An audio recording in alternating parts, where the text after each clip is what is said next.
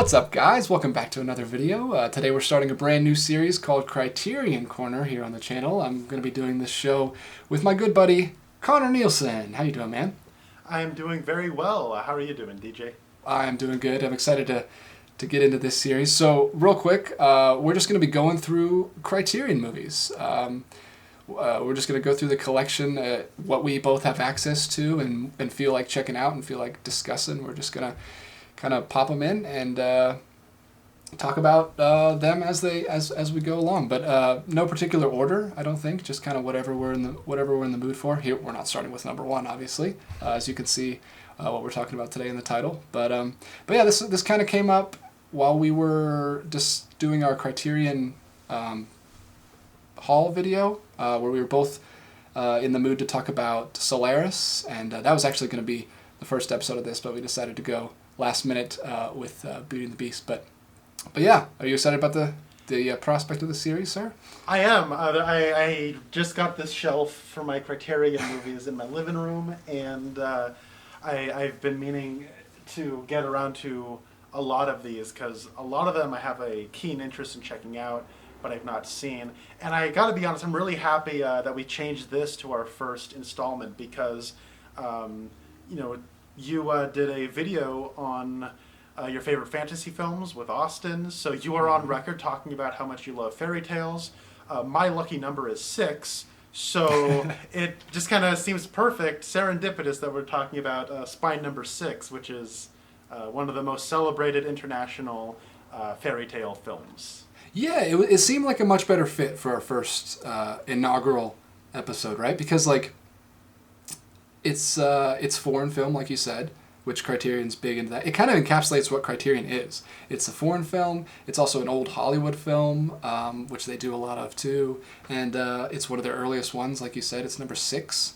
So yeah, it just felt like a better fit. And it's much shorter than Tarkovsky's Solaris, so it was a little bit dipping our toe into the discussion series instead of just jumping right off the diving board with his 3-hour space epic. But yeah, I think it's going to be a good discussion. I'm excited to talk about it. So we are talking about La Belle et la Bête, the Beauty and the Beast from 1946, directed by Jean Cocteau. Also starring Jean Marais, who was his lover. I don't know if you knew that. They were a couple. I did not know. When they made this movie. Also starring the beautiful Josette Day, with cinematography by Henri Alican and music by Georges Auric. Very haunting, beautiful music by Georges Auric. But yeah, let's go ahead and jump right into it. If you don't mind, I'd like to start with just your background on this movie. How did you first hear about this movie? What made you buy this movie? Was it just one that you wanted to collect for the collection, or did you have any interest in it, or was it just me bringing it up that made you want to watch this, or did you already have interest watching this? What were you thinking? I think I got it about a year ago. So I'd been kind of thinking about getting it for a while, and I got it, I think, not this most recent July sale, but the one in 2020. I don't know exactly where it was. I had seen it around. I had heard people talk about how important it was, how it's one of those classic fairy tale films, and even if you're not into fantasy or whatever, there's an educational aspect to it. It's a solid introduction to Jean Cocteau, who was apparently just a jack of all trades when it came to the arts. Yeah, he did everything. He was a poet. He was in the theater. He wrote books. Made movies, plays, everything. He was crazy.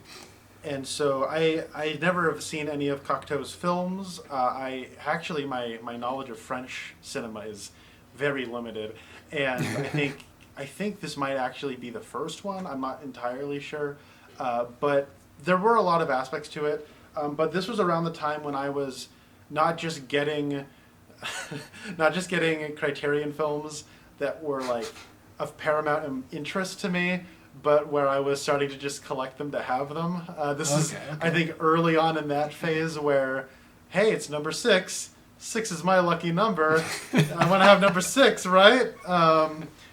Also, it's an early number, and so why not get as many? They have I think 7 of the first 10 films in the that are on Blu-ray that are available and in print. And so I thought, well, I'll just get, those early ones. Just to have the early ones, of course, right? So I think Yeah. that's sort of where I got into getting this. And I had seen the Disney film and Yeah. the live action remake before. I didn't grow up with those movies or the animated movie, but I was just curious, since those are based on a French fairy tale. I think it's French, where like the motherland that birthed the fairy tale, what their interpretation, or I guess what their vision of that fairy tale might be, what a more authentic telling of that might be, culturally speaking. Yeah, yeah. We'll talk about those. I'm sure they'll come up a little bit. I know a little bit about how they differ from the original fairy tale by Madame de Beaumont and what they actually pull from this instead of that, because there's actually a lot of influence from Cocteau's movie that comes back in that. But yeah, I didn't grow up with those either. I've seen each of those one time and wasn't really a fan, so that was one of the motivating factors in me wanting to check this movie out, because I wanted to see a version that I really enjoyed. And but the first time I heard about this movie was actually HBO Max. That was one of the early things on there. I think that was there at launch, if not at least very early on, because I put it in my watch list pretty early, and it's just been sitting there all year, and I just had never gotten to it. I actually started watching it once, but my wife is not a huge foreign film, and I usually watch things with her. She's not usually big into subtitles, but I've been working on it though. We've been watching a lot of stuff on the Criterion channel lately. We've actually been watching a lot of French movies lately. We watched we watched La Piscine recently, which is really good. That just was added to the collection a couple months ago, and we also the big one I watched we've watched a couple other ones, but the big one I watched is Donkey Skin. Do you know what Donkey Skin is? I think I've talked to you a little bit about this. Donkey Skin is the next French fairy tale movie. There wasn't really a big French fairy tale movie made since Beauty and the Beast. Donkey Skin's from 1970 from Jacques Demy. It's actually in the collection, but I think it's only in the essential Jacques Demy box set. I don't think you can get it separate on Blu-ray, so I don't own that one, but I watched it on the Criterion channel, and just off a whim, I was in a fairy tale mood recently, probably after I did that video, and it's a really cool movie, and I really enjoyed it, but I didn't realize all the references to this film that were in it until I started watching some of the bonus features on Criterion channel, so I was like, well, I gotta watch this now, because I really enjoyed Donkey Skin, and Jacques Demy is specifically calling back to this a bunch. Like there's also living human statues in that movie. He also plays around with film speed and reverse film in that movie, and there's just a lot of callbacks to this. Actually, Jean Marais, the main actor in this, who plays the Beast, is actually in that too. He plays the king in that. He's much older, obviously, because it's 1970. But yeah, check out Donkey Skin if you enjoyed this, because it's kind of like a spiritual sequel to this. Interesting. Actually, I actually recommend seeing this first and then that, doing the reverse of what I did. But anyway, so that's how I got into it. It was on my list forever. I never checked it out. I finally checked it out when Donkey Skin pushed me over the edge. But yeah, it was just a nice escapist kind of fairy tale movie, and it was, I don't know, I really enjoyed this movie. I guess we'll talk about it. So what was your kind of first, I guess just go first impressions, like yeah, I actually so I watched this like only a couple of hours ago. That's true. You're still processing it. I am. I wish I had watched it yesterday, because after I finished watching it, specifically with how the film ends, it does sort of recontextualize a lot of, I think, what the movie is saying with its fairy tale. And so, like, while I'm kind of watching it, there's a level of, like, analysis I'm kind of putting on it, where I'm thinking, oh, maybe this is, like, just old-fashioned. Maybe this is just, maybe, like, in its time it is trying to be old-fashioned, or what. Like, I'm not exactly sure. I don't know a whole lot about French cinema. I don't know a whole lot about Cocteau in the context of French cinema. So when I there's like a subversive quality to the way things wrap up in this movie. And it made me want to start reading about it. And there are 4 essays or 4 pieces in this booklet about it that I kind of wanted to dig into, that I haven't been able to dig into. So I guess just first impressions, I really liked it.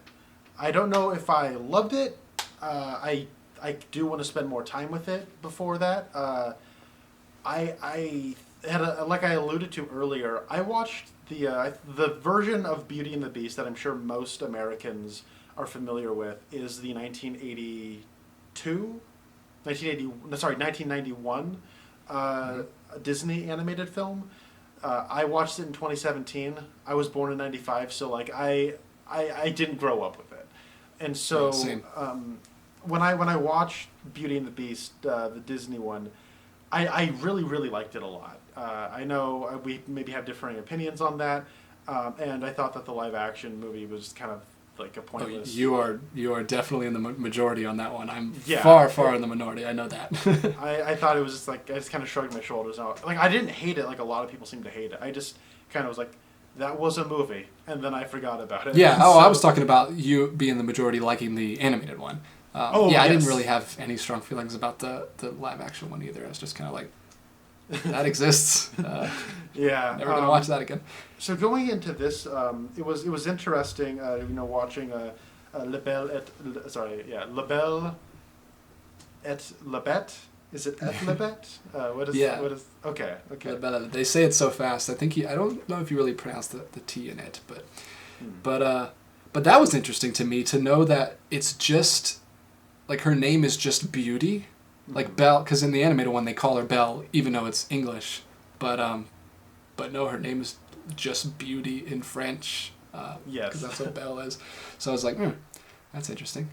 I don't know how we don't really get that translation because they just call her Belle, so it doesn't really translate over to English. But like then you'll have like I'm listening to the words as they're saying it, and like the subtitles say, "Belle, you are so beautiful," but you're like, "Belle, you are so Belle." It's a little weird.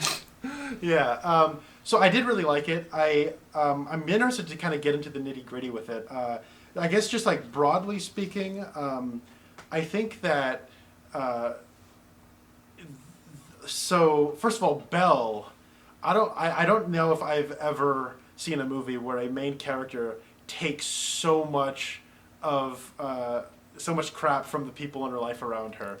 Like welcome to fairy tales, man. She deals with a lot of stuff, and it's like the setup I'm pretty sure most people know.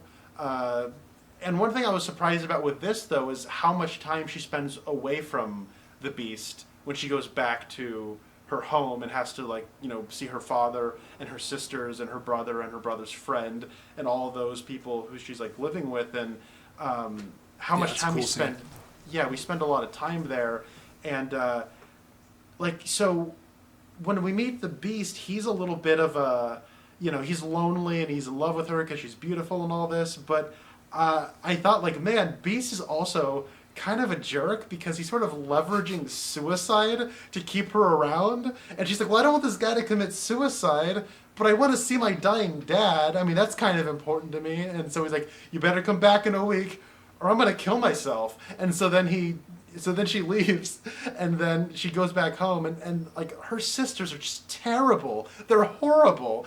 And so she sort of like lets them like kind of walk on her, but like not in like but she means well, so she kind of has like a little bit of naivete to her. So there's a lot going on where she just deals with a lot of grief, and by the end of it, I do sort of question man, she doesn't deserve to end up with any of these people. Like she deserves so much better than any of these people. But then the ending does have a little bit of a subversive twist that I didn't see coming, and it kind of did make me want to think more about how things proceeded that kind of twist ending. So that's my general first impressions. Okay. And we can talk about it. I disagree. I guess I found the Beast a lot more sympathetic than you did. But I think he's not. I don't think so. I don't think he is committing suicide. I think it's such an over the top fairy tale that he's literally dying of a broken heart. I don't think he has any say in the matter. I think he really is dying from grief, is what they say. Is at least how they've talked about it. But yeah, so I found him actually very sympathetic in the classic cinema Beauty and the Beast, and I was interested to see how you took this, because we've used this story like throughout cinema for since cinema was invented, like Phantom of the Opera, Creature from the Black Lagoon, even King Kong, which I know you're a big fan of, but which they reference this, they straight up say at the end was Beauty that killed the Beast. So I was interested to see or to hear about what you thought about seeing the actual archetype story being just told straight up, even though it's after some of those other incarnations, but it is the original story. So that was something that was interesting to me. So yeah, I found him kind of sympathetic in a King Kong kind of way. But were you thinking about that at all when you were watching it, or was it? I wasn't. Just kind of. That's a good call. I guess I wasn't thinking about it in terms of like that heightened of a thing where, somebody is like so hyper aware of like the story they're in, where they're like, no, I already know that if you leave, I will die of a broken heart because I can't stand to be away from you for so long. I guess I wasn't thinking about that. And King Kong was actually something I kind of kicking myself for not thinking about now. But I will say, like, I didn't mean to give off the impression that I found the Beast unlikable. Like, there is a sadness and an aching quality. The actor who is that guy... Jean Marais. Yeah, Jean Marais.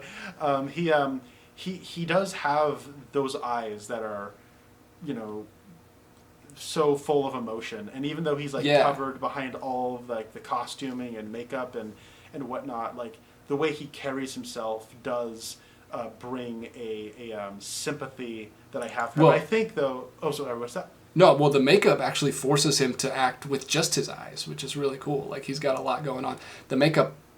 By the way, can we say the makeup in this movie is awesome? Yes. I think it looks so cool, and that's part of the why I don't think they needed to do, like, a big, huge CGI version in the 2019, because this looks so good, and it's so much more creepy and scary. Like, that scene when he, the second time he hunts, which we didn't talk about that, that's another cool thing that Cocteau adds, where he's kind of like, he's got this vampire thing going on, where, like, he literally can't resist the urge to, like, hunt wild animals. Like, that cool scene where they're outside on that beautiful park. That park with all the, like, hunting dog statues is a real park, by the way. Like, really? That's not a set. Like, they just found this park with this huge mural of, like, hunting scene on it, and it's really cool. But anyway, he has that scene where he's literally talking, she's talking to him, and he kind of does, like, what we do to our wives sometimes, and just, like, we're kind of not paying attention, where they do this cool special effect where his ears actually, like, twitch, and, like, there's a deer running over there, and he's not listening to her. She's like, what are you doing? But yeah, he's got this kind of vampire bloodlust thing going, which adds another layer to the sympathy, I think. And I think actually one of the things that works about the movie is how much time we spend away from the Beast once she leaves. Like, that week she spends away. I want to say that is like half of the movie. But what I like about that, though, is it does sort of make you miss the Beast the way she is missing the Beast. And I was kind of talking, I was saying that maybe he's leveraging, you better not leave me or I'm going to die. I guess maybe now that we're talking about it, that is maybe like he's being honest to her. Like, he is being completely honest about all of these things in his life, and his whereas I think when he says it, he doesn't necessarily know that it's going to actually happen, but because it's a fairy tale, it does actually happen. Like, I think he's just saying it like, no, don't leave me, it'll kill me. But then it actually does happen at the end. Well, he's being honest, and like all of the people, like her sisters and her brother and her brother's friend, are all dishonest with her. Like, we see them presenting, a false face of honesty when they're talking to her, but then we see scenes where they're apart from her and they're kind of conniving and conspiring in order to get stuff out of her. And that does contrast with the honesty that's present in the Beast. He's just bare his soul, and her brother's the worst. They're gambling, and he bets away his father's whole fortune. He's the worst. Even though he's like the one that's nicest to his sister, but he's still kind of he's not great. But let me you mentioned like what the state of French cinema was at the time, and I know a little bit about that. I'll talk a little bit briefly about this disc in general. It's also available on the Criterion channel if you have that or if you want to check that out. But I do recommend getting the actual Blu-ray itself, not just for these essays that Connor mentioned, which are really nice, but also there's a couple bonus features that are on the disc that aren't on the channel. I don't know if you know this, but the Criterion channel is quickly becoming one of my favorite subscription services because they have pretty much all the bonus features on there for their releases. So pretty much all these bonus features are on there. There's some featurettes about the makeup. There's a featurette about the restoration. There's a little mini documentary about the re-release in the 90s, which is the reason why all this restoration was done. They did a re-release in theaters in the 90s.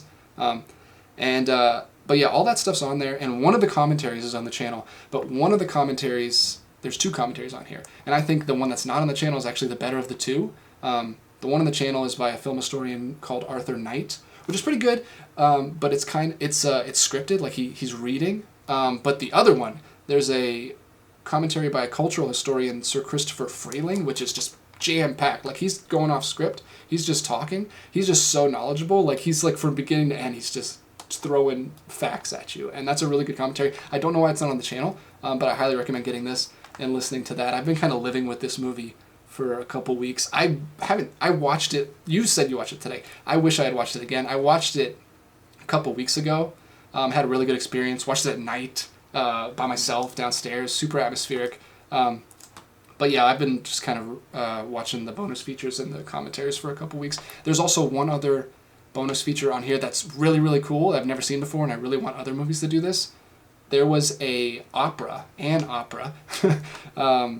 made in the 90s by Philip Glass, and it was specifically made to match this movie. Like, it was made to be performed while a viewing of this movie was playing, like in a theater. So all of the words line up to the movie. So there's actually an audio track of the opera that you can listen to while watching the movie, which, what a perfect movie to have an opera go with it, right? Like this crazy atmospheric black and white.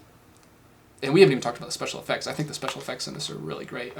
We should definitely mention that. But anyway, I say all that to say, I know a little bit about the background because I've been watching the commentaries and the kind of state of France. This is post-war, like right after the war. It was 1946. So people weren't really wanting to get like really involved, like depressing or politically charged movies at the time. So that's why he wanted to do just kind of like an escapist fairy tale story of other places. People wanted to watch movies about other places. They didn't really want to think about the state that France was left in right now after the war. So that's kind of why, and that's specifically why in the very opening, do you remember the opening? Yes. With the kind of just mission statement of the film that he drops at the beginning? That's straight up at critics to be like, hey, remember when you were a child and you didn't take things so seriously, you weren't trying to find politics and everything, you were just believing what was on screen, and he persuades his audience to just believe what you see as truth, even though it's this escapist fairy tale, because he was actually under fire at the time for not being politically committed enough. Like, critics were kind of slamming him for not being kind of committing to politics, which makes this movie so relevant to today, which once you know that, it's really cool, because obviously you can make political pieces if you want to, that's totally fine, but I don't feel like you should be forced to put politics in your movie if you just want to tell like a cool, fun, escapist fairy tale movie. So, I don't know, that really resonated with me. I was kind of glad I learned that. And his response, Cocteau's response to those people was just like, my commitment is to myself and my art. And I was like, that's awesome. You tell him, dude. But that's kind of where it was at the time, and that's kind of what that intro is expressing, and I really like that. That was a really cool. It kind of caught me off guard, just like how they say the names like on a blackboard, like you're in a schoolroom, like you're a child again, and then they actually like show the clapper to get everything started. I don't know. That was really cool. I've never seen opening titles like that, and that was really cool. Yeah, actually, what it reminded me of, we were talking a little bit about this before we were recording. It actually reminded me a little bit of Batman the Movie from 1966, where that opens with, this is a film that is dedicated to lovers of movies, lovers of escapism, lovers of adventure, lovers of all kind. And then, it goes ahead and says, any lovers we left out, we apologize. And so, and like that kind of that similarly, it gets you in like the right mood of, we're just here to have a fun time and enjoy ourselves and just love the experience of having fun. And this also does that same thing where it did put me in that perfect mood where, growing up, I mean, I didn't watch Disney films, so I didn't watch the Disney Beauty and the Beast movie, but I did watch Godzilla movies. I watched a lot of Godzilla movies. Very right early. There behind you. Oh yes, yeah, those Showa movies. Like, Criterion put that thing out. I cannot express how important that was to me. I'm so glad they did that for you, man. That's crazy. Not specifically for you. It was specifically for me. You can thank me for why that. He was writing them for years. They finally caved.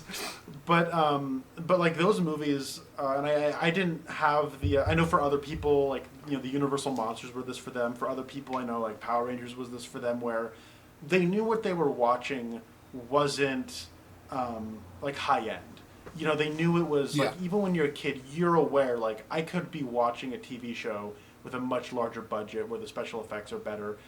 But there's an energy in like kind of the antiquated technology. There's something inspiring about that. Where what you're looking at is like antiquated technology, where technology has like advanced to such a degree like right now, where you look at something made in the 50s and you think, I could conceivably make that. And so, funny enough for me, it wasn't The Matrix. It wasn't the Star Wars prequels. It wasn't Harry Potter, like all the big budget movies of my childhood that were making me want to make stuff. It was Godzilla movies, because like I could make that, right? And I got a similar feeling when there's so much reversed footage in this, where obviously I couldn't design these sets. Obviously I couldn't get these great actors on these, but like you look at, like there's simple cinematic tricks, and there's something about seeing that being where it's like they don't need to go much bigger. They're simple and they're effective, and that is inspiring. And so I think that the best thing about this movie is the production design and the direction, because the thing it needs to get important more than anything, it gets absolutely right, and that is it's enchanting. It feels magical. That perfect moment where she enters the Beast's castle for the first time. I don't know if it's slow motion or if it's made to look like it's slow motion or what. I don't even know if slow motion existed at this time, but like no, it is. Yeah, they did exist. They put it in slow motion because they wanted that kind of like ethereal, like you said, it's so good. And the little stuff even before that, when the dad goes to the castle and they do the reverse footage where all the candles light. Oh, that scene is so cool, man! And the arm coming up out of the table to pour his drink, and like, oh, it's so cool. I watched this by myself downstairs in the dark, like I said, and it was just, it was the perfect setting for it. Seeing that head turn, like next to the fireplace, like it's with the smoke coming out of their noses. That was so cool. It's those little tricks though that are like they're simple, but they make such a difference in in the way it's made. It's perfect. Yeah, Guillermo del Toro says pretty much exactly what you just said on the bonus features. They actually talked to him for a little bit, and I can totally see him loving this movie and like being inspired by this movie. But he mentions all that stuff like the changing of speed and the reverse film and messing with light and shadow. By the way, is also phenomenal in this movie. We got to talk about the cinematography a little bit later, but yeah, on the special effects. So he's kind of Cocteau is exactly wanting what you wanted, because this wasn't necessarily like the best special effects of the time. He specifically he grew up watching Georges Méliès's films. I don't know if you've seen any of those, Trip to the Moon. Okay. So that, like I said earlier, I recommend watching Donkey Skin after this. I recommend a trilogy of Georges Méliès's films and then watching his films are all super short. They're like under 15 minutes.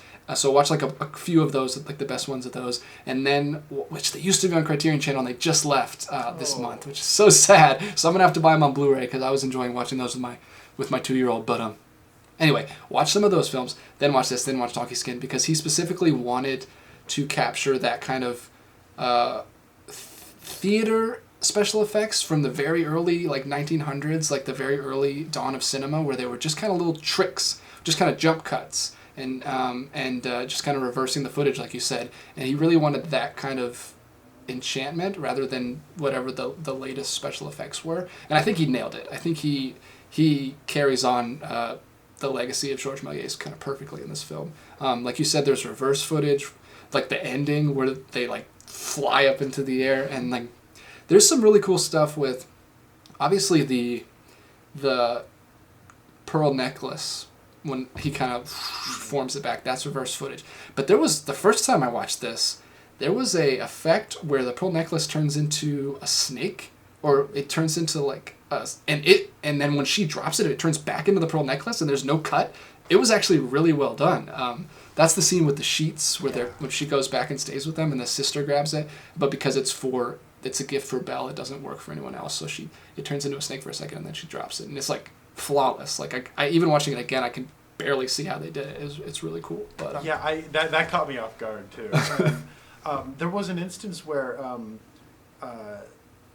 she's walking through the halls, and that's where like the what are they called? The curtains are like flapping, with the windows open, and she's like, the actress is obviously standing still, and they just kind of have her on a platform, platform, like a skateboard thing. It's sort of like I don't know if you've ever watched Jackie Brown or any like the blaxploitation movies, but like they kind of have a reputation of like using that, and like so the ending of like Black Klansman has them using that, and there's many shots in Jackie Brown that are meant to sort of evoke that look too, and cool. It was just cool to like see it like used this early. I gotta be, so if that was in fact slow motion being used, I think this might be the earliest film I've seen that uses slow motion. Wow. I'm sure it was probably existed before this, but I can't think of any really early movies like this that use slow motion that I can think of. Maybe I have, and they're just not coming to me. Yeah, and it was beautiful slow motion too. Like I was surprised with the quality.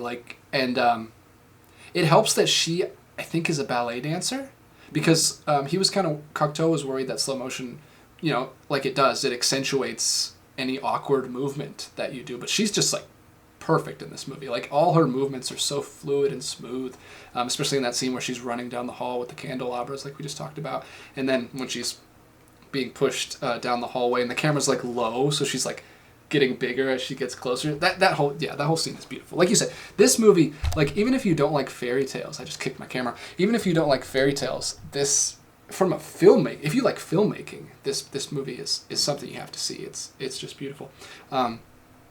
The cinematography, like I said, was, who did I say that was by? Henri Alicant. Alicant, I remember that because he actually has some bonus features on this disc. Him specifically talking like 40 years later in the 90s when he's getting up there in years, but he still remembers the director actually kind of had to get onto him quite a bit, which is weird. This is a weird thing that I wouldn't. The only thing sorry, let me go back. The first the first commentary that I mentioned by Arthur Knight, like I said, it wasn't as good as the second one, but the good thing about that commentary is he quotes from Jean Cocteau's diary. Jean Cocteau did like a very extensive diary just on the making of this movie, and he kind of like goes through all the trials and crazy hardships that he had to go through making this. He got like boils, and like he had really bad skin rashes and like carbuncles and stuff, and like he had diabetes. Like he was, wow, this was a horrible year for him, and so it was really, really hard to make this movie. But that's the one thing I really wish that they had done a digipack for this and included that like a smaller version of that diary in this. Oh, that would have been the best bonus feature they could have done for this. I don't know what the rights are. Maybe they couldn't get permission to it, but I really want to read that, and it's really hard to get. There's only like a few really, really beat up versions on eBay that I don't know if I'm going to pick up or not, but it's really cool that he wrote like he, like I said in the commentary, he quotes a lot from that diary, and it seems like he was super meticulous about his experience with this movie. So that's one thing. If I can lob one complaint at this release, I don't know if that's their fault or not, but I wish that was included. But anyway, the reason I brought that up is because we were going to talk about the cinematography a little bit. But apparently Cocteau wanted this movie to feel like a documentary of, like, if there was a documentary of an enchanted castle. Like, Alacon was doing... He said Alacon his cinematography was too artsy. He didn't want it to look... He was being too artistic with it. He wanted it to be more raw and more, like... I don't know, like more documentary style when they're in the castle, which is so backwards and doesn't make sense in my head because it's such a fantastical, like, enchanting set. But the scene we just talked about with the sheets outside, not the one with the hallway, but the outside where she goes back to her sisters and her brother, and they're like outside doing laundry or whatever, and all these sheets are hung up. Mm-hmm. That was one of the first scenes they shot, and it is very artistic, and it's got like they even like at the beginning of the scene pull the curtain up so it's like a theater, and at the very end he like puts the curtain back down so that scene ends, which is beautiful. I like that kind of stuff, but Cocteau was not having it. He was like, he kept having to like berate him to get the cinematography more gritty and realistic, which I thought was interesting. I would not have expected. That's an interesting take for the director. That's interesting because that makes me wonder just how much more, as the kids would say, extra, like the cinematography would go. Had Cocteau not been on him like that, because I think as is, like, it looks enchanting, like it looks it feels like a fairy, like, so like authentic about like what when you're a kid and like what the concept of a fairy tale feels like. It does, like, and it gets you in that way. I wanted to say, like, the cinematography I think is so, like, works really well. Specifically with the music. The music is so good. And I'm wondering, like, I guess I could have just looked, but does this have an isolated score as a bonus feature on this disc? No. It has, like I said, it has the 2 commentary tracks, it has the opera track, and it has the just the French, and then there's not just the English subtitles on the French. So there's like 4 audio tracks, but I wish it did had, because Ulrich's score is haunting and beautiful, and I love some people. I was interested to know if the choir voices were gonna be too much for you, but it sounds like it was perfect. I want to look at the opera version of it, because this was cool, because like I could hear some of the influences on the music, or at least what I am assuming are the influences, but I could also hear how it influenced other things. When Belle's father is lost in the woods, that music sounds like a cross section of Akira Ifubuke's Godzilla music, and but it also sounds a lot like, kind of the more brooding Godzilla stuff, but it also sounds a lot like the music from The Shining. Like the bum bum bum bum bum bum bum bum. But then, like, some of the more like majestic stuff, like specifically at the end, it sounded a lot like the music for one of my favorite films, Sunrise, which was made by F.W. Murnau in 1927. So like I would assume that Cocteau likes that movie, because that's one of the most amazing movies that's ever been made, and that's a movie that's largely about the concept of romance, and there is some like artistic flares to it that make it a little fantastical, and I would not be surprised if Stanley Kubrick liked this movie because of like, what I'm saying. So it's like there's like a lot of those like things where the music, I'm not saying it sounds derivative, but it does capture like a certain essence where it does sort of feel like something of it's kind of an amalgamation of, what you expect from these genres at this time, but it also feels like a Rosetta Stone of what is later to come. And so it's really cool, and I don't know what it is. Like, in my head with this movie specifically, the cinematography and the music feel so interlinked together. Yeah, I agree, and I agree with that. I don't know if he was a fan of that movie or not, because apparently Cocteau trusted Ulrich so much that he never listened to the score before it was made. Like he just let him do it and trusted that it was going to be good. He said in his diary he said like, I know it's going to be different than the music that I have in my head, but I think it's going to be better. So he just like fully. Wow. Apparently they had worked on movies before this, so he kind of had that trust there. But I don't know, man. Not listening to it at all and just putting it in your movie is pretty risky. But I think it turned out great. That is I love the trust, score. man. he is like the Beast, trusting Belle with his glove and his. Yeah, but one thing I'll say about the cinematography and also the set design is, first thing, Cocteau told the cinematographer that he wanted the house scenes, like the home scenes, to be lit exactly. He said, go look at Vermeer paintings, which is like this French painter, Johann Vermeer, and I've looked at a few of them, and I'll show some here probably, and they're just they're like a bunch of like around the house home settings, but they're very distinctly lit with high contrast. So he basically just said, look at those paintings, that's what I want my movie to look like in those scenes. And then in the fantasy scenes, he told him to look at Gustave Doré's engravings for Perrault's fairy tales, which is what, so you mentioned earlier that this is a French fairy tale. A lot of people think this is a Perrault fairy tale, and I actually, including myself, I thought Donkey Skin is a Perrault fairy tale. That's the other big French one. Perrault is a French writer who did a bunch of famous fairy tales. Cinderella, Donkey Skin, Little Red Riding Hood, all those are Perrault fairy tales. And a lot of people think this is one of those too, but this is actually written like in the 1700s by Madame de Beaumont. But Gustave Doré did a lot of these like black and white, high contrast engravings that are like really famous. If you've seen any kind of illustrations for those fairy tales, you've probably seen these ones. They're like the most famous ones. But so he told him to look at those engravings and basically said, I want it to look like that. He told the set director, I want it to look like that. So if you look, and I recommend it, you look at those Perrault engravings and see like the big castle scene. And it looks straight out, like the set design of that castle looks straight out of those engravings. And it's really cool that he gave them such perfect reference to look at. But yeah, Madame de Beaumont wrote this, and like what you were saying earlier, you wanted to listen to just kind of a silent version of this. It kind of fits perfectly because apparently Cocteau hated writing dialogue, so a lot of the dialogue is lifted straight from Madame de Beaumont's original story. Okay. So that's why it's got, especially the Beast, he's got that kind of like like 1700s speak.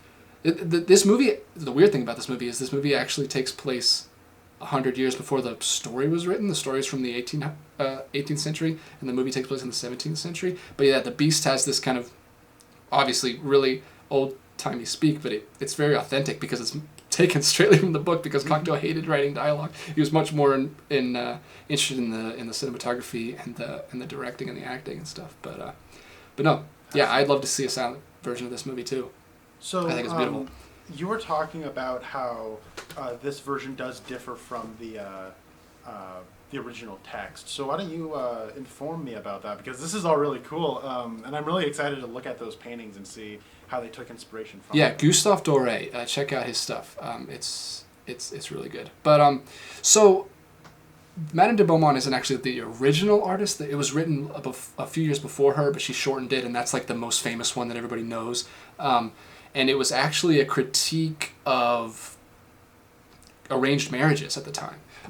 The original was a very like radical critique of arranged marriages. Madame de Beaumont kind of softens it because she was like a governess and she was writing it for her the children she was looking after, and she makes it more like, yes, when you're shoved into an arranged marriage, he might seem like a beast, but as you get to know him more, he might be a handsome prince, and it might actually work out in the end. So this and it's interesting that you connected with the Belle so much in this version, because Cocteau kind of makes it, I don't know, my interpretation, but Cocteau I think kind of makes it more about the beast. He kind of that one was, sorry, what? When I was talking about like the subversive twist at the end, that makes me want to recontextualize it. That's what I'm talking about. Like, okay, perfect, because because the original story was written from 100% from Belle's perspective, and that's kind of what the Disney version does. It takes it back to that where it's all about her being forced into this guy in the metaphor there with arranged marriages and stuff. Cocteau makes the Beast kind of the protagonist of this, which I think some people now with that context of the later versions might kind of not enjoy this one as much, but I don't know, it really resonated with me. I always resonate with like the Beast who thinks he's unlovable, and like he meets this woman that brings out the best version of himself. I don't know. I really resonated with that, but I think even if the Beast is kind of more the central character, I think Belle is still a very, very strong female character in this, and I think I don't know. I think he nails it. I think he nails an update of that story, even if it's kind of from a different perspective. Yeah. So one thing that I find kind of interesting about this is that like when you get to the end, they have cast the same actor who plays. And I didn't know that till the end. Did you? That was a surprise to you too? I was a surprise to me. Because we didn't mention, they do add the character Avenant to this story. That's not obviously part of any of the other versions. Okay, I mean, obviously they have like a stand-in Gaston in the Disney version, but he's not the same actor, and it's not. No. He doesn't kind of like turn into him at the end. So if anyone's watching this and who hasn't actually watched the movie, first of all, shame on you. But second of all. Says the guys who just watched it this week. Yeah, that's right. So Avenant is the friend of Belle's brother, who kind of hangs around, has a thing for her. He is very like kind of forward in his intentions to marry her. She declines his offers, and then around this time she meets the Beast, and then at the end when Avenant is there to like raid the Beast for his homestead for like the treasures, he is killed, and he is shot with an arrow, and then his face becomes that of the Beast. And when this happens, as this is happening simultaneously on the other side of like the Beast's property, Belle looks into the Beast's eyes with love, and that transforms him into like the handsome prince, which is like a last minute reveal in this version. There's no backstory about that that's alluded to. Yeah, which is cool. And I think that was cool. And then the actor who plays Avenant has been playing the Beast this whole time, and now plays the handsome prince. And what I think is sort of interesting about that is like it does sort of feel like you can like almost like equate that now to more of like this is a metaphor for a relationship of somebody that you might know somebody in like a friendship kind of way or more as an acquaintance, and then as you're getting to know them, you maybe don't like them, but then you kind of see them more as like kind of beastly or whatever. Hence the 2011 classic Beastly, and so, but then like that person, that part of themselves can like die, and then they can become or burn away or something of some kind, and what was once a beast is now like a handsome prince, or like maybe there's like other interpretations that I could maybe come to if I thought about it a little bit more, or if I listened to other people's interpretations or looked at it from a different point of view or whatever. But I did find it very interesting, and you kind of bringing up the arranged marriage angle makes a lot of sense. So, that's something I know. And there's a lot of people these day and age will be like, what? Beauty and the Beast is a story about Stockholm syndrome. It's like the world's a little bit older than the 20th century. All right, so. Not that Stockholm syndrome didn't exist before the incident that gave Stockholm syndrome its name, but leave your comments down below. Hate mail to Connor. What's up? That's CONNER, by the way. So just letting you know that. But yeah, there's a lot of cool stuff about. Obviously, her brother and Avenant are beautiful on the outside, but beastly on the inside, and then the Beast is the exact opposite. And that's kind of what the movie's about. And I love the flip at the end. And I don't know if one has to do with the other, or if they just happen at the same time, like if they just both die at the exact same time, or if him dying is the reason why he's able to come back. I don't know. I still need to watch that again. I wasn't quite clear on that. Thoughts of Avenant like die with him, and now she's thinking of him as a beast, and that causes her to look upon him and like him to change. It's very fantastical. It's very fairy tale, and that's what's really exactly cool about it. Exactly. It's not. Yeah, you're not supposed to think about that. It's just like in fairy tales, things happen and you believe them. It's not necessarily like they don't really have to convince you that why things are happening. But I did find really cool, and I didn't know this until I did a little research. But they add that whole thing where he's got like a key, he's got these magical artifacts, and he's got this treasure that he's guarding. And in that treasure room where Avenant's about to get into, they have the Diana statue, which is set up beautifully because they have all these human statues. Diana is apparently the goddess of the hunt, is a Roman goddess of the hunt and also of wild animals, which fits perfectly.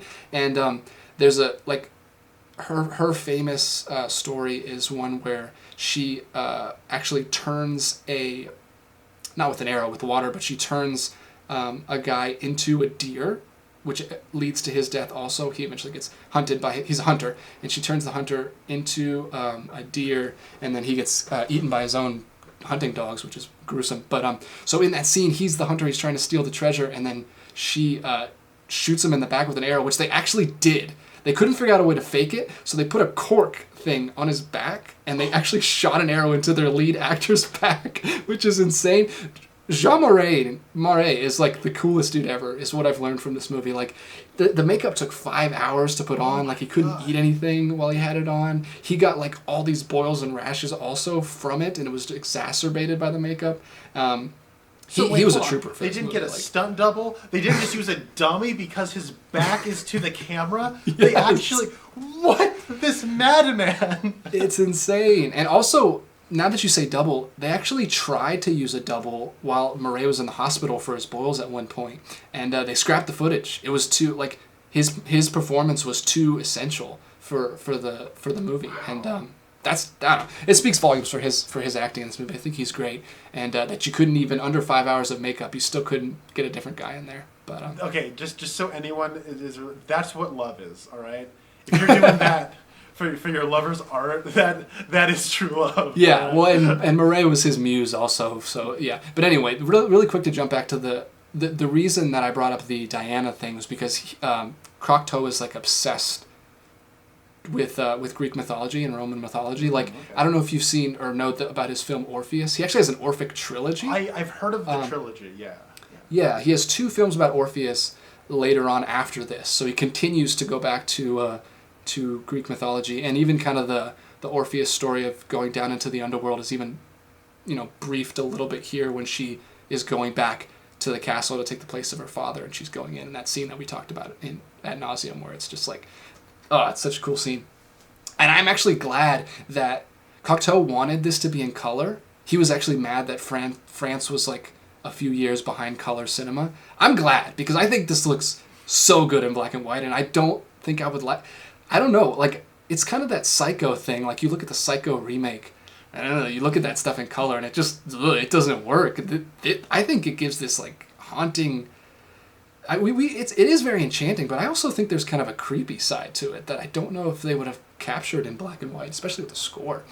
I agree. No, that's like I think about Belle's father, driving through, or like in his cart, going through the woods, and something about that does feel very Universal Monsters to me, where like there's something so atmospheric that I don't know, like, I agree with you. Like, there's something about, like, black and white footage that has been colorized that doesn't look quite right to me. And I think it does kind of come down to, like, there's something weird about the film. Like, the way, like, the film grain kind of comes through, or it looks like it's being masked over a little bit or something. Like, something looks not quite right about it. And I will say this restoration is absolutely gorgeous. Do buy if you have an interest in this, if you have not purchased it already. There are some. It's an older film. Some of the shots have not been as preserved as Hollywood films. But that at the same time. But that being said, it's an awesome restoration. The film looks incredible. Looks absolutely incredible. Yeah. So one of the things that Philip Glass talks about, the guy who made the opera, was an interpretation of this film that places all of the artifacts, like the key and the mirror and all of the magical artifacts that basically lead into the final treasure room at the end, as being the tools that represent creativity and being a poet or just a creative person in general. So I thought that was really cool. I didn't really think about that while I was watching it, but that's something that's really cool as an interpretation after the fact. You were talking about how like all of the kind of like the hands and like the living statues, like that was all Cocteau. I was kind of getting that vibe that felt like a personal artistic flourish. All the little artifacts felt very much like an artist's interpretation of that.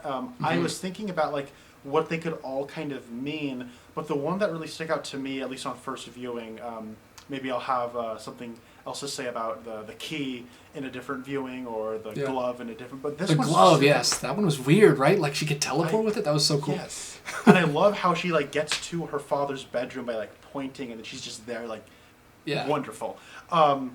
But the one that really stuck out to me though was the mirror.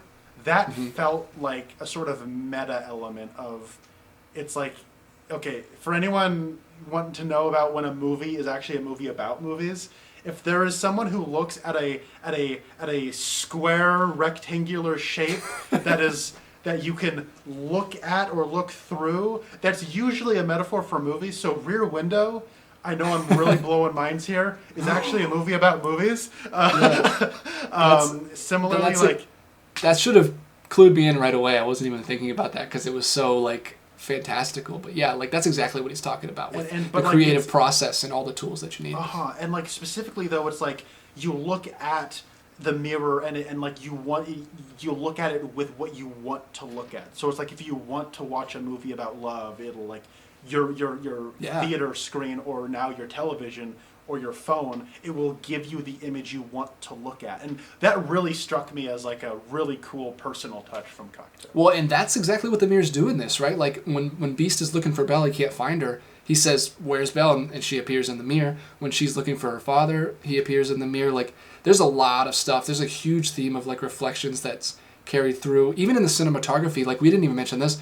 The first time you see Belle is in a reflection. I don't know if you remember that. She's cleaning the floor. And you see her in the floor first before you see her face. There's a lot of cool shots that I love that I didn't mention that are pulled through a window or a gate or something. Like when the sisters get picked up in the very beginning, I love that shot where you see the first sister get picked up and carried away, and then it zooms back and you're in the window of the second carrier, and the second sister gets picked up and carried away. There's a lot of cool shots through like the gate, that gate with all the dogs that I mentioned in the park, where there's some cool like crazy angles coming up through the gate, and you can see Beauty and the Beast at the top. Like, I love the cinematography in this movie. I don't know, it really worked for me. Last little touch I liked, when one of the sisters sits down in her little carriage, like all the chickens are like kind of fall out of it before she sits down. But when she sits down, the last one gets out from under her dress. That made me laugh. I like that. Yeah, there was a lot of comedy in that. The first like 30 minutes is a much different tone. Like before you get to the castle, it's kind of a little a comedy. Like apparently that whole like line where she says they're a bunch of drunks was written on the day. Like that was dialogue was added because the ground was all uneven and they were not very strong dudes and they were literally dropping them. So that scene where they drop her and she says they added that line in where they said they're a bunch of drunks. So I don't know. I think this was a really cool movie to be a part. I think this would have been a really cool movie to be on set, because it seems like it seems like one of those movies that they're just working with it on the fly, and it all worked out. That was one thing that was impressive. Like, you know, you look at the Disney movie and like Belle is an only child, and you know, like her brother in this movie you could see as like LeFou in the Disney version. And like Gaston is that one guy who has a French name that I can't remember right now, and like the sisters are sort of like, you know, the ladies in town, so to speak. Yeah, and so the movie does feel fantastical. Like it feels emotionally big, but like on a cast level, it feels pretty small and intimate. And there's like nobody, yeah. Like there's a little money collector, and there's some guys that come in and take like the father's stuff, but main character like. Basically, there's like 6 people, or that's the whole movie. It's just a family. Like it's about a dysfunctional family with kind of a father and who's not really, with the daughter who's kind of too faithful to her father. It's kind of like it's a metaphor for a daughter who can't leave the home, who doesn't want to leave her father because he's kind of weak and he's kind of dying, literally in this case. But yeah, this kind of brings her out of her shell. Like you said, it's a story for Beast.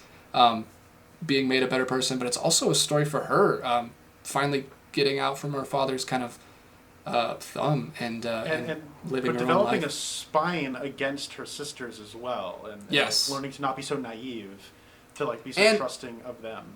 And one thing that they take out in the original book story, the sisters get turned to stone at the end, and not just like turned to stone to die. They get they're conscious. They can watch Belle's amazing life now, but they're stoned, which Cocteau totally takes out. They don't get comeuppance at all. I wish that would have happened. I hated those sisters. They were they're horrible. I mean, I know the brother did the worst thing out of all of them, but like you see the direct thing of her sisters being horrible to her, and probably the funniest joke is like at the beginning of a scene, they're playing like the brother's playing chess with his friend, and they say they're probably gonna take this table pretty soon, and then at the end of the scene, they take the table with the chessboard on it. I thought that was delightful.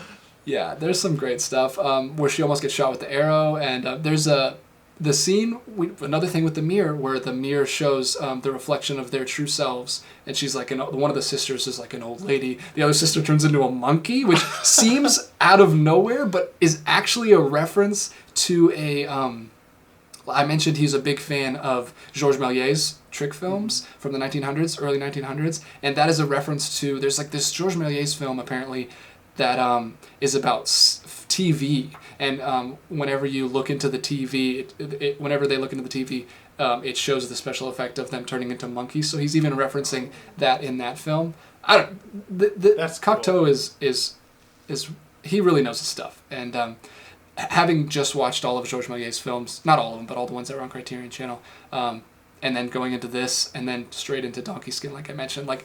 I think that should be released as a trilogy because it's a really good set of things to watch. That's really cool. Real quick, I will say we said we were going to mention the original. The Disney movie really does pull a lot from this. The actual like the objects coming to life thing is 100% Cocteau. That wasn't in the original. So all of the statues and arms coming out of walls and stuff, like that's where the Disney movie gets all of the objects living and everything. So they get that from this. They get the actual lion look. Before this movie, the Beast was everything. He was like a bear. He was a pig. He was a snake. He was even like an iron stove in one version. Like he had no distinct look. And this movie cements the lion kind of bearish look with also the Elizabethan garments that kind of, because that's straight what he looks like in the Disney movie. He has like the exact same look in that. So they took that. They took I think the characterization of Belle was already in the original, but a lot of the iconography that we associate with that 90s movie was ripped straight from this. And I think, like I said, I like this movie. This version is my favorite version, and I'll probably go back to this version, much like the 1930s Hunchback of Notre Dame is kind of my quintessential version of that movie now, and I don't think I'll ever go back to the Disney version either. But I really enjoyed this. Restoration of that on Blu-ray. No, who? Yeah, Kino's putting. Thank you for telling me that, because I've been on the fence about buying the Blu-ray of that, and I'm glad I didn't, because I need to wait for that. When's that coming out? I think next month, or October. I think is when it's coming out. I definitely got to buy that. The fates are smiling down on you right now. All right. Yeah, man. I've been in such a. That's not a fairy tale, but I've been in such a fairy tale mood. Like I said, I've been watching. Another awesome thing the Criterion Channel does is they have collections on there, and they like go to such great detail to put these collections together that they also make a trailer for the collection. And there's a Happily Ever After collection, and it's got this, and it's got Donkey Skin, and it's got some other movies. So I'm really excited to dig into that collection more, because I watched the trailer and it got me super hyped. So there's some really cool movies on there that I've never even heard of. So I'm gonna get back on there and check those out if I can. I don't know. There's so much stuff to watch. Like you said, October's coming up, and I finally want to watch through the Universal Monster movies. I want to watch. I'm in the middle of watching through the Art House Animation Collection on Criterion Channel, which is a ton of movies that I've never even heard of that are really, really great. And then Christmas is going to be right around the corner after Halloween, and I'm going to want to go through there. They have a Blue Christmas collection on Criterion Channel that has a ton of Christmas movies that I've never heard of, so I want to check all those out too. So I don't know. I'm never going to finish anything. I'm just going to keep spinning my wheels and trying to watch stuff. But yeah, I could talk about this movie forever. So is there anything you wanted to get out before your battery dies? I think we got it all. I'm sure I'll be thinking about something like the second after we finish chatting. But I'm glad you picked this. I'm glad I finally watched this. This has been something that has periodically piqued my interest and like made me wonder about what I would think were I to check it out. So yeah, thank you. It looks excellent, and give it a watch. It's only 93 minutes. So that's another thing we didn't mention. Yes. That's not nothing. Super short. Goes by quick. It really sucks you in, and I loved this movie. I know you're on the fence about whether you're gonna love it. Maybe on a second viewing. I had a awesome experience, and I've loved just living with this movie for the last couple weeks. So yeah, I'm really glad we did this for our first one. I think it turned out pretty well. We're gonna continue to do this. I don't know how often yet. It probably won't be weekly, maybe monthly, maybe just whenever we feel like doing one. But we're gonna continue to discuss some Criterion movies because I know these movies get a lot of love outside of it, but in our little tiny pocket of YouTube, I know there's not as many people that are into the Criterion Collection, and me and Connor are kind of big fans, mostly because of Connor. He kind of sucked me into this collecting addiction of the Criterion movies. So we're gonna continue to check these out one at a time and do some in-depth discussions about what we think of the movie, just kind of whatever we want to talk about. Like I said, there's not really a specific structure to this series. We're just kind of whatever we want to bring up, and whatever stands out for me or for Connor, we'll bring it up and we'll talk about it. So I don't know what our next one is yet. Do you want to jump into Solaris? Do you want to go ahead and commit to that, or should we wait? We were talking about potentially getting a third person now on Solaris. Oh, that's true. That's true. He has asked me about it, so I don't know if he's in or not. I might want to double check with him. Okay, no commitments here. There might be one before that, but that one is coming. If you know what that is. Yeah, I do want to show you some movies, but I don't know if they're on the channel or if you own them or not. Yeah, that's the thing. Connor owns a lot more than I do, but I do have the Criterion channel, so it balances out a little bit. So yeah, just ask me, and I'll look it up and see. They do have a lot of. I know you mentioned The Lady Vanishes recently. They do have a lot of early Hitchcock on there that we could do. Awesome. I do want to show you some David Lynch, but I have no idea if you'll even like that. So hey, that could be an interesting video. I'm actually, of the two of his movies, I'm most interested in Elephant Man and Eraserhead. So I think those are both on the channel. So yeah, those are his first two movies. Oh, sweet. Interesting. Yeah. All right. Well, I got nothing.